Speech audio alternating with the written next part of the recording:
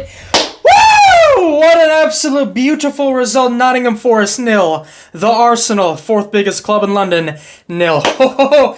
Excellent result. If we can get a result against Forest, we are away at Forest. That is going to be the toughest game of the season coming up. If we can get a result then we can go to third place. Liverpool are currently 2-0 up against Newcastle United. Regardless of that fact, the ending to that game. Erling Haaland completely robbed off of a goal with that blatant handball, according to the referee. Who gives a damn? Or I honestly don't care in the slightest. 3 points, clean sheet at the Tottenham Hotspur Stadium. Is this real life? Before we talk about the beautiful performances from our faithful, let me tell you something. Spurs, first half, they weren't at it. They weren't at it at all. Huge respect to Ange Postecoglou. He's getting a lot of stick from the media, from a lot of fans, from a lot of rival fans. What can the brother do? Oh my God, he's got so many injuries. He's got to play minors. He's got to play minors in this game. He's got to play a lot of 14-year-olds in this game. Oh, Raul Asensio would have a field day. Let me tell you something. This has been one of the most exhilarating second halves of football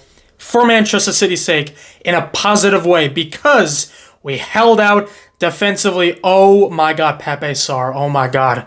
Oh my God, when Erling Haaland got that goal disallowed and Spurs were on the attack, I just knew it. The curse was going to continue. Playing against Tottenham Hotspur is literally suicide. I thought James Maddison was very good. A couple of tactical fouls here or there, especially on Savinho. That was a tactical foul. Pretty smart decision because Savinho's got that pace. James Maddison was finding the right passes for Odegaard, for Matthias Tell, for Brennan Johnson on their right-hand side. James Maddison was very dangerous. Let me tell you something. Udogie and Pedro Porro in that first half, completely, utterly shambolic. They could not handle our two wingers. I'll get into that later. But Pedro Porro in that second half, he was strong. He was bombarding down the right-hand side. That cross, and I think it was Kulusevski or Heung-Min Son with that save from Ederson. Oh, what a game of football we had in the Tottenham Hotspur Stadium. I gotta say that I don't think Vicario, besides the goal, was in trouble too much. I think it was more so our attackers not having the finishing ability to finish those easy chances off, especially from Jeremy Doku. In terms of their biggest threat, I 100% think Danzo was their biggest threat. Oh my God, this guy is absolutely strong. He's powerful, he's gigantic. His ability to head the ball in the air was exquisite. And now let's talk about Manchester City. That first half, absolutely brilliant, tenacious, aggressive, the complete opposite of anemic. Wonderful performance. Everybody in that first half, take a bow, absolutely exquisite. Haaland was getting into great positions. Haaland was combining right from the first whistle. That was absolutely sensational. Kovacic was moving the ball well. Matheus Nunes. What an absolute beautiful performance by Matheus Nunes. I know Jeremy Doku probably, I think he did get them out of the match, but Matheus Nunes was the unsung hero of today's match. Defensively, attacking-wise, bombarding down that right-hand side, combining with Savinho. Oh, that cross that he almost had to Marmoush and Erling Haaland that first half. He just needed to ice the ball a little bit, just give a nice little curler into the pass of our running attackers, but instead it was a little bit too hard, and Marmoush had to get the ball on the other side of the pitch. But Matheus Nunes defensively, did you see that little back heel flick that he had to Mateo Kovacic? When a player does that, ladies and gentlemen, his confidence is through the roof. Matheus Nunes, he was literally dictating play in the midfield. He was coming into the midfield, dictating play. Matheus Nunes! Some of you wanted him gone. Some of you want him out. Some of you want him to be sold in the window. Hell no, Matheus Nunes. If you can do this consistently, my friend, you could be a sensational player for us going forward. Apparently, I saw online that Julian Lescott was saying some negative things about Abdulkadir Khusanov, Couscous, our beloved Uzbek warrior. Let me just say that Julian Lescott is one of our good City pundits, ex-City players. Him and Neda Manua. Gael Clichy, excellent pundits. So they've got, especially Julian Lescott, they've got a lot of credit in the bank. But I didn't really hear what he said, but if he did say something negative, then could it have been some constructive criticism? Let me know in the comments down below what Julian Lescott said about Abdulkadir Khusanov. Regardless, I'm not going to turn on Lescott. If that was Micah Richards' bitch-ass donkey laugh, I swear to God, I would be pissed off beyond measure. Abdulkadir Khusanov was absolutely stunning. His battle between him and Spence, especially towards that second half, later in the second half, was exquisite. The strength, the tenacity. Okay, Kulusevski was getting into some great positions, and Brennan Johnson. Abdulkadir Khusanov with the speed and the agility and the tenacity for the cleanup work. That was absolutely brilliant. He was our best defender today. Abdulkadir Khusanov was our best defender today. As far as Erling Braut Haaland, our Viking was very good, especially in that first half. Second half, he wasn't getting into the game a little bit as much as I would have liked. It's the same thing with Marmoush. Marmoush, I thought, was the only City player that didn't have the best of games, but again, he's playing out of position as a shadow striker behind Erling Haaland, and he's fitting into that role pretty well. He was distributing the ball very well. There was a play where Omar Marmoush got away from 2 or 3 Tottenham players and he was fouled. And then we had that free kick. I'm not going to get on Omar Marmoush. He's going to be exquisite over the next couple of months. I cannot wait. Nico Gonzalez, I thought, was decent and solid. Same thing with Mateo Kovacic. Everybody, I thought, today was solid.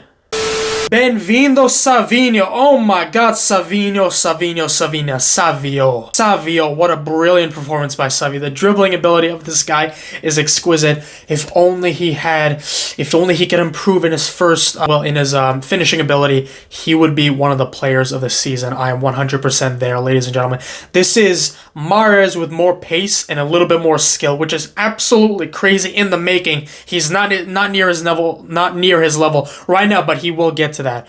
Savinho today was weaving in and out of players. Destiny Udogie is no scrub either. He's fast, he's tenacious, he's physical. He was having such a tough time with Savinho today. Savinho was dropping Udogie on the floor a couple of times. Savinho today, some of his shots were tame. Some of his decision making was a little bit questionable. He drops Udogie, gets past another Spurs player, and then has a tame shot. Some of his shots today need to improve, but if he can do that, he would be absolutely world-class soon. And now, ladies and gentlemen, we are going to go to our man of the match. In my opinion, it's between him and Matheus Nunes because I value the defensive output and the hustling of Matheus Nunes. But honestly, I'm going to give it to Jeremy Doku. I think he already out man of the match.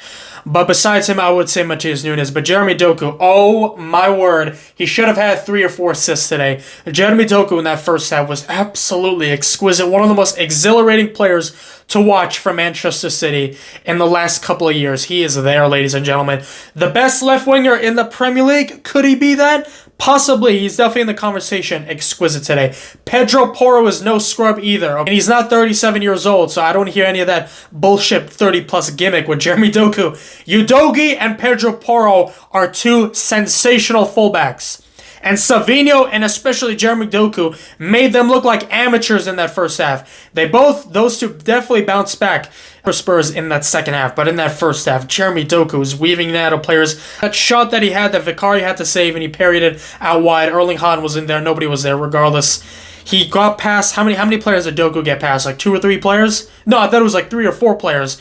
Beautiful. His finishing ability needs to improve. If Savinho and Doku can improve their finishing, we are going to be looking at a sensational wing pairing for Manchester City in the future. Oh my God, the days of Leroy Sané and prime Raheem Sterling could be back. Oh my goodness, I've been looking at some of the stats for this game. Tottenham had more possession, more shots on target, and more key chances created, and they didn't score a single goal.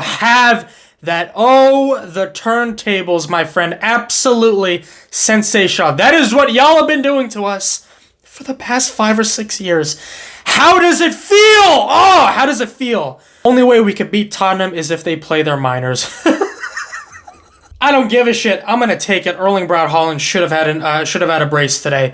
I thought Marmoush was pretty good. I thought Ruben Diaz was solid at the back. I thought Gvardiol was excellent. Shout out to Josko Gvardiol. He was winning so many individual battles today. We are playing Plymouth at home this Saturday, I believe, in the FA Cup. I do believe we should win that game. They are giant killers. I do expect Omar Marmoush to score a goal in that game. I do think we should rest Erling Haaland in that fixture. We are 1 point below Nottingham Forest, one of the teams of the season, and we go to their ground next. If we get a win in that stadium. That is going to be a turning point for this season. I am so confident that this team can bounce back, especially given our horrid form in the last couple of weeks. We can do this, ladies and gentlemen. Top 4 is our aim.